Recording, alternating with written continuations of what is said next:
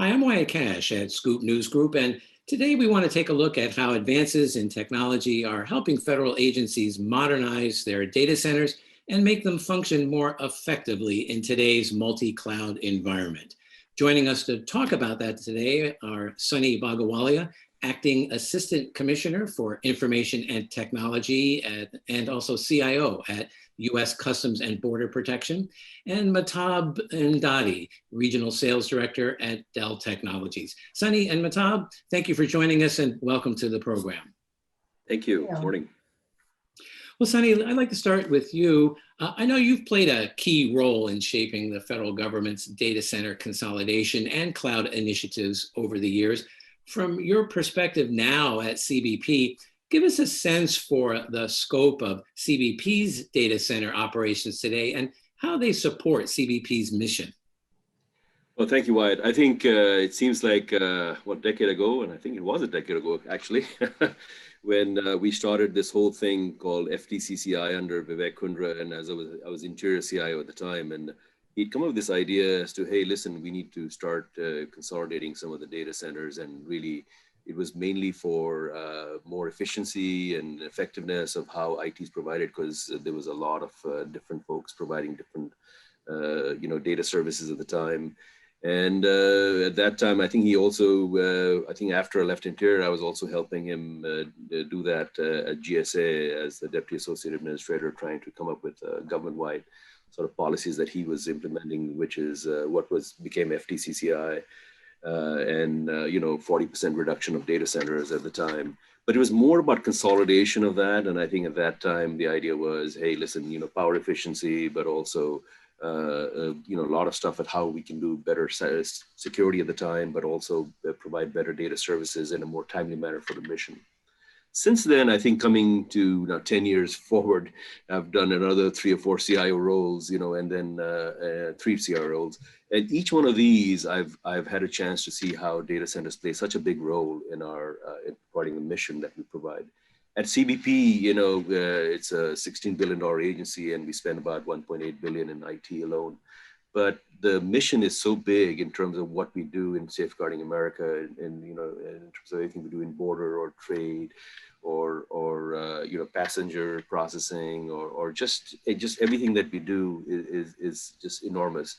So data centers, the data center plays a very big role in terms of what we provide, in terms of some of these high value assets and a lot of the other capabilities that we have at a very resilient data center that provides 24/7 operations, at the speed of mission. So I think from that standpoint, data center is, still a very important aspect of our strategy.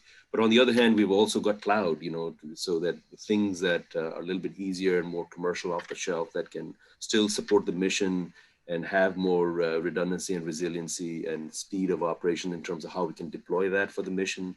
Because keep in mind that we are out there in a lot of remote locations across protecting borders and also with folks at ports of entry, 300 plus ports of entry.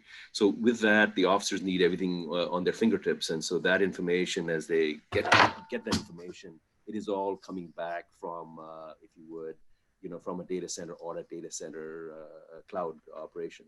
So I think with that in mind, there's clearly a lot that data centers provide, but also what is done with the cloud. So I think those two are hybrid sort of scenarios, and CBP uses both scenarios to support our mission. Well, I know you talk about a lot of data, and particularly with all that you're doing with surveillance, all the your folks in the field. What I'd like to ask next is, how is the need for digital transformation driving your data centers and application modernization strategy? And what are some examples of how you're kind of breathing new life into CBP's data centers?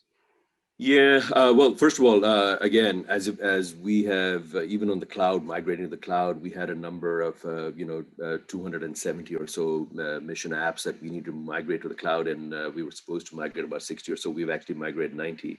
But those are sort of the easy to medium sort of apps that we can really migrate up and then use that in the cloud. And then we've set up resiliency so that we have a fully load balance scenario that can always keep operations going. But meanwhile, a lot of the other, but we also have a sort of a concomitant strategy, I guess, or a balanced strategy with keeping our data centers going, because all the higher, most important apps that are still going to take a while to migrate to the cloud, still, the data centers are perfect in terms of how we provide those services in a very reliable and safe and secure manner. And so with that, our strategy is to keep that going, refactor on-premise mission essential apps so that we can depend on some of that infrastructure. We have a data operations team that support these on a regular basis. And again, some of these operations, we process over almost 40 billion transactions a day in some areas. Our data center is looking at, almost 2 million system alerts annually, thousands of alerts daily, processing so much information. So it's a 24/7 operation that really requires us to really keep this thing on a global basis, because one thing, we are the largest law enforcement agency in the United States, but we are one of the largest in the world. So I think this data center operations has to really keep up with identifying any potential issues, take proactive measures to make sure service disruption never happens. Because keep in mind that, of course, when travel was really going on, I mean, if something happens at an airport or if it's happening somewhere else on a port of entry or a border, you need instantaneous access. So you can just imagine this is also nearly real time in terms of what we have to do to keep the mission going. So I think our journey is pretty much leveraging capacity, keeping sure the technology that we have in the data center upgraded with this hybrid strategy of on-premise and also cloud.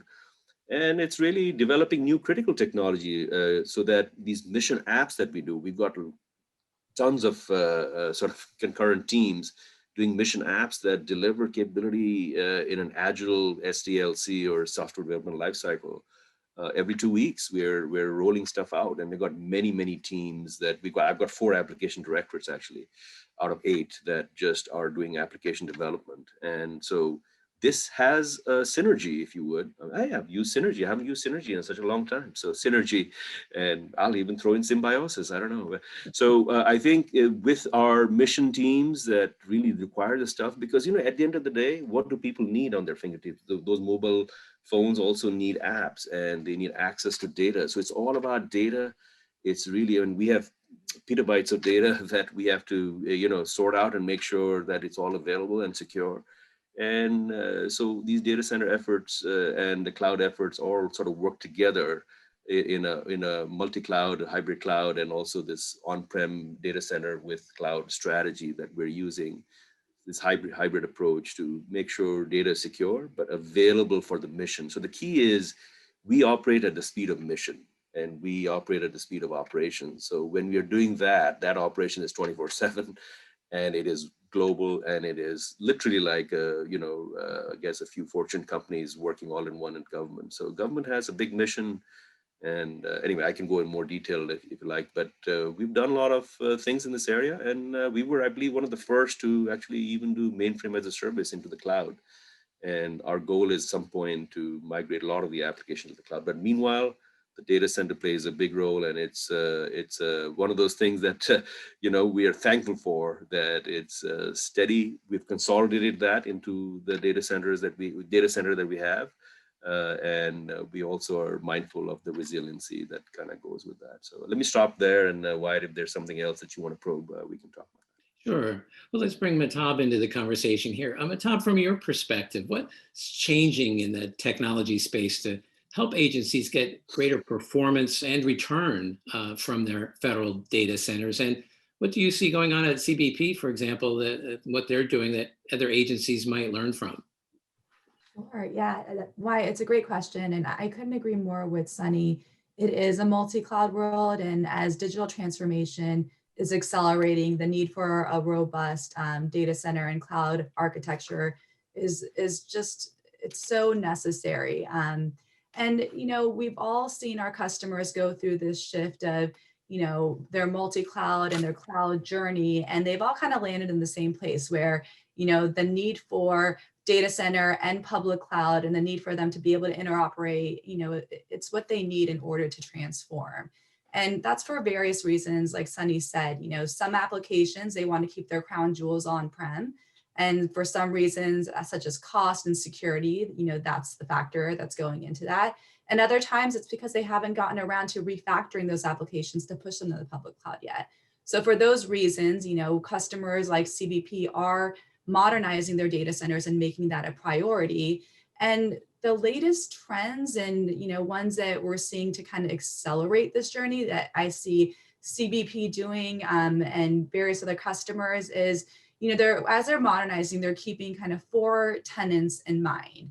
And that is flash, scale out, software defined, and cloud enabled. And I'll kind of go through those really quickly. I think flash is pretty simple to understand because of the density of flash drives.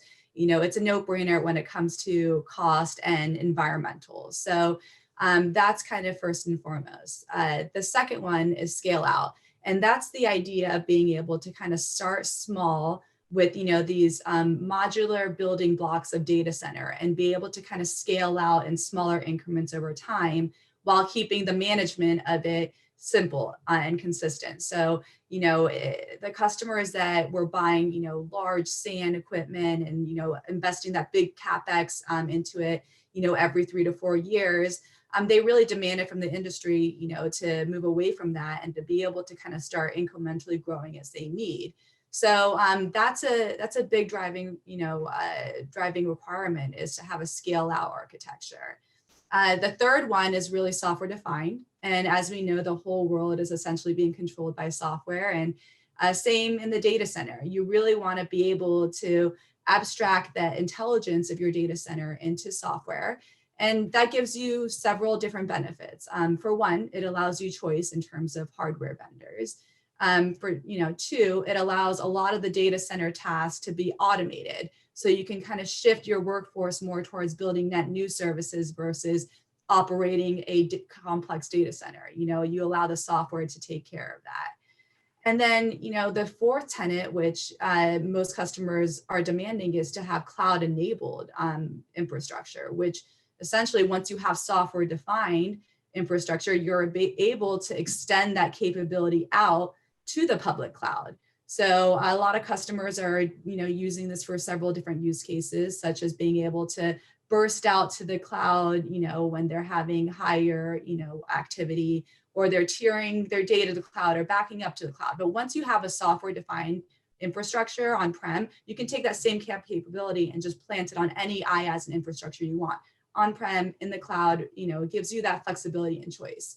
So those are kind of the 4 main characteristics that we're seeing customers, look at when they're modernizing. And the fastest way to make sure that you encapsulate all 4 is to, do hyper-converged architecture as you're modernizing, because hyper-converged really contains all of those in one. So the aspect of hyper-converged is essentially there's no more 3-tier monolith rigid system. So the idea of having compute, storage, and network as separate devices and managing them separately has kind of transformed into having a single appliance with compute, storage, and network, which you can start small with and grow over time.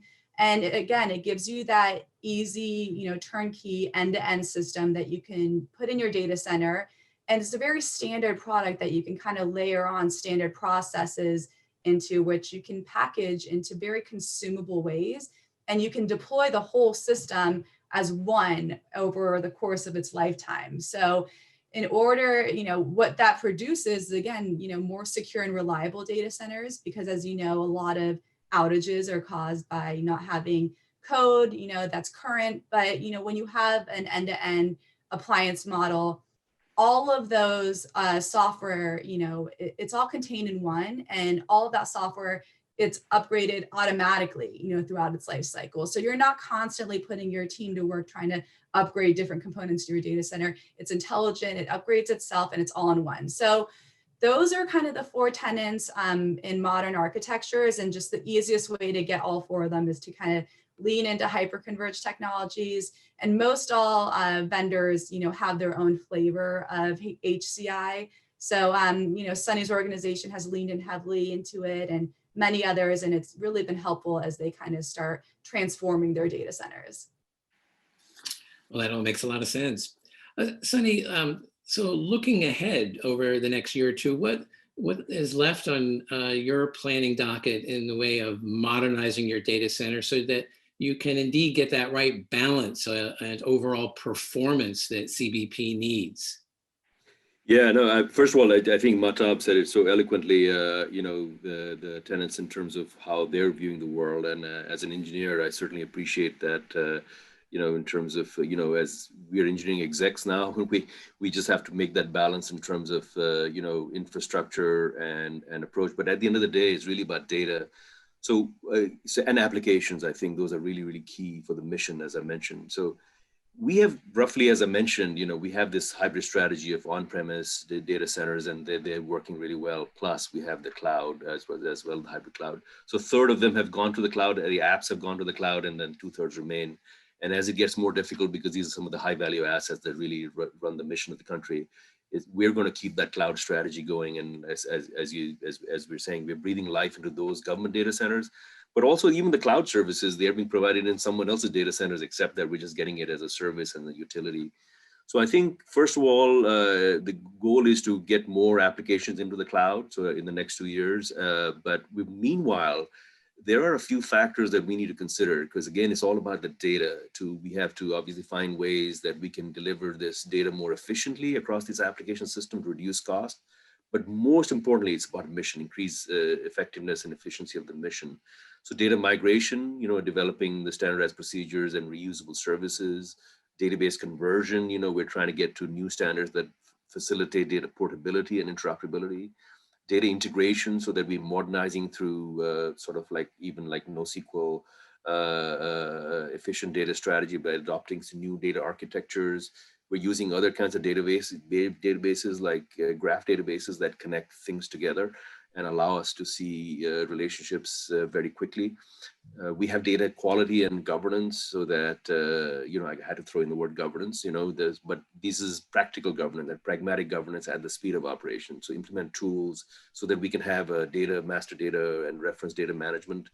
And then our SecDevOps, I had to throw that in there. SecDevOps is how you develop software and make sure that we are continuously integrating and delivering what they call a CI/CD, continuous integration, continuous deployment pipeline, so that we can manage this data across multiple environments. And so we've done a lot in data modernization. We even have come up with API gateways, application programming interface gateways, so that we can reduce dependence on legacy tools, which we currently use, so that you can then interface better with even business to business applications, so that we can improve resiliency and operating capability. So I think the broad themes are, we will keep the data center going until we can get all the harder apps and the more mission critical and the things that are really, there's no commercial off the shelf software that kind of, says, hey, can you get one of these that sort of runs this mission for the country? These are very, very big, very complex apps, so they're going to take a while. But we are seeing a lot of success because we're seeing sort of automation, we're seeing self-service, we're doing technology business management, TBM, remember that? So we're actually doing TBM where we can start seeing cost models to kind of see what the progress would be. And this hybrid approach allows us an orchestration between on-premise and third-party cloud services. And we were one of the first agencies that migrated mainframe as a service to the cloud. So that has allowed us to inject some savings and transform the way we do business. But on the other hand, then there's always the law of entropy, right? Nature abhors a vacuum. So there's other things that we got to spend time on, because there's so much other mission, as you and I talked about just before this, is that, hey, the mission continues. There's always new things that we got to deal with. There's new world events that force us to, work this or that. So the mission changes continuously, and IT has to always adapt to make sure. So I think we're also finding that cloud practices and on-prem data center practices, they're managed independently, but the teams are also learning from each other. So they're sharing best practices in O&M.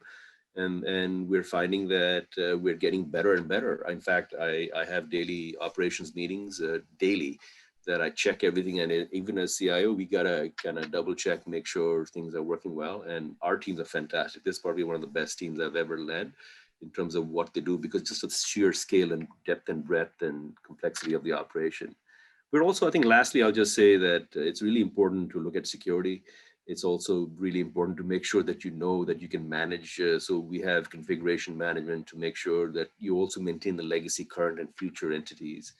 So I think the overall prognosis is that I see a bright future where it doesn't have to be one or the other.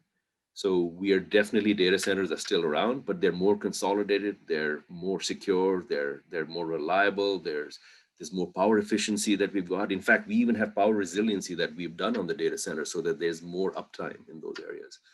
Meanwhile, concurrently, we also have a cloud strategy that is going out there as the migrations occur. So with the combination of this strategy, we have a very load balanced and a very sort of mission focused strategy that we've implemented.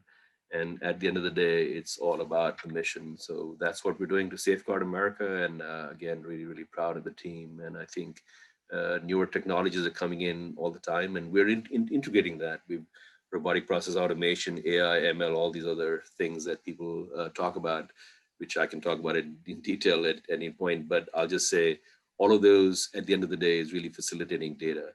And data is still required in data centers, and data is still required in the cloud. And how we secure it across the IT/IRM lifecycle is what CIOs do. So the good news is, I guess we're in business for a while. So job prospects seem good, I guess. That's what I think. Thank you. Well, finally, we just have a couple minutes left. The pandemic has changed the budget outlook and assumptions for most agencies for a variety of reasons. Mahtab, first, what should agencies be aware of from industry going forward regarding maybe new strategies or opportunities to really get the most out of their data center investments? Yeah, that's a really good question. I think that, with this recent, COVID, it did present an opportunity for government agencies to leverage that stimulus funding to modernize.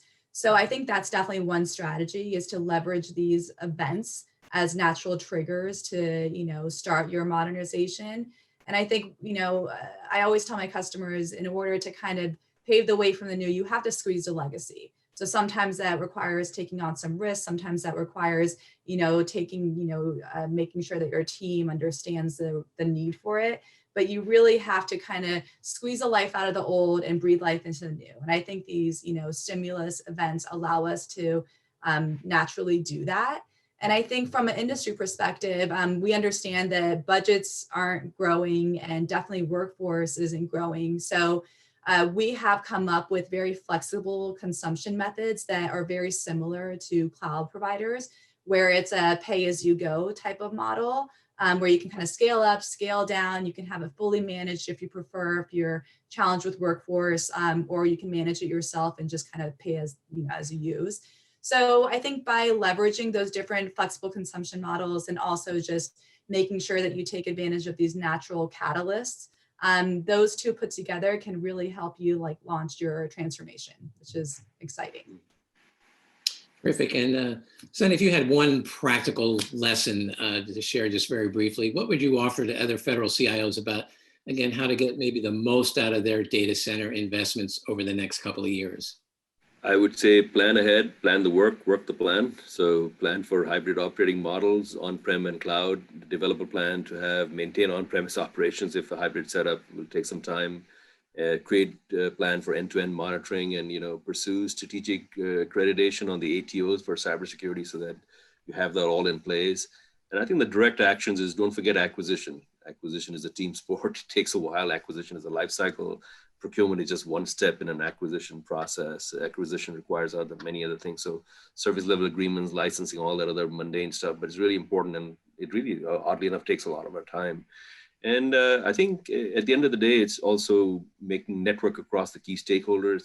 And let me just say, it also means there's industry government partnerships. And I mean that I know there's obviously a very contractual sort of relationship here, but engage with them regularly. Mahtab and I, we talk in terms of quarterly business reviews of what the company and how they support our environment. So we do monthly or quarterly with all the vendors and make sure that, whatever we're doing, we can together look at it, because we want to make this a win-win proposition. And I think that's really the key to success, because, hey, it's one life here. Why not enjoy it and just do the best you can to keep the mission going? And to do that, you have to have trusted partnerships and minimize drama. So I think that's my take on this whole thing. Well, that's a great point to end on. Well, Sonny, Bhagowalia, and Mahtab, Emdadi, thank you so much for joining us and sharing some of your insights and lessons learned about modernizing today's federal data centers and really how to get the most out of them for the American public. So thanks so much for joining us. Thank you. Be safe and well. Thanks. Bye, all.